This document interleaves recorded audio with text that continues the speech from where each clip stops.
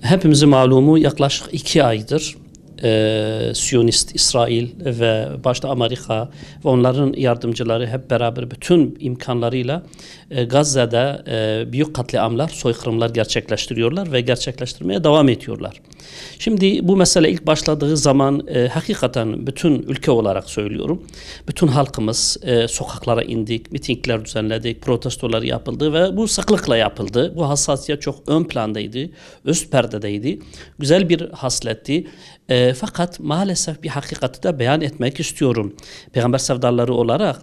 Çünkü dikkat ettiğimiz zaman bu son günlerde özellikle bu kısa süreli bir ateşkesin ardında başlanan katliamlar, soykırımlar bir öncekinden çok daha şiddetli, çok daha korkunç bir yıkım yapılıyor, katliam yapılıyor, soykırım yapılıyor.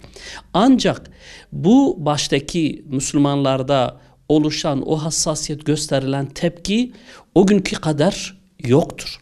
Yani tabiri caizse artık Filistin'deki kardeşlerimizin, bebeklerin, kadınların ölümü bizim için normal hale geldi.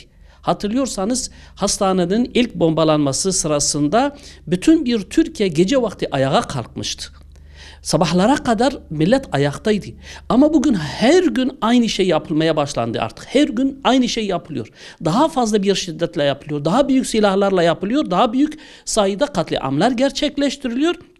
Fakat maalesef sanki görevimizi yaptık, üzerimize düşeni yaptık gibi bir halete girmeye başlıyoruz. Bu çok düşündürücüdür. Ben şunu söylüyorum. Diyorum ki savaş daha büyük bir şiddetle devam ediyor. Katliam daha büyük bir şiddetle devam ediyor.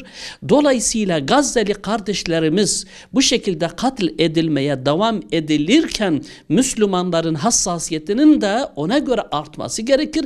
Daha büyük bir hassasiyetle kardeşlerine imkanları dahilinde sahip çıkması lazım. Artık ne gerekiyorsa, ellerinde ne gerekiyorsa, yani yürüyüşlerden tutun, mitinglere kadar, protestolara kadar, medyadaki paylaşımlara kadar, yani elimizden ne geliyorsa herkes kendi kamuoyunu tekrar etmeli. Bu hususta Müslümanlar normalleşmemeli. Zaten onların da bizden istediği bu, beklediği budur. Bu normalleşecek ve Müslümanlar artık Gazze'deki Müslümanların ölümüne normal bakacaklar ve bu iş bizim yanımızda kar kalacak. Buna dikkat edelim, birbirimizi uyaralım. Gazze hassasiyeti, Gazze'deki katliamların oluşturduğu bu mesuliyeti üzerimizden atmayalım. Biz sonuna kadar mesuliyetimiz devam ediyor. Buna dikkat etmemiz lazım. Birbirimizi bu manada uyarmamız lazım. Görevimizi yerine getirmemiz lazım. Teşekkür ediyorum. Allah razı olsun.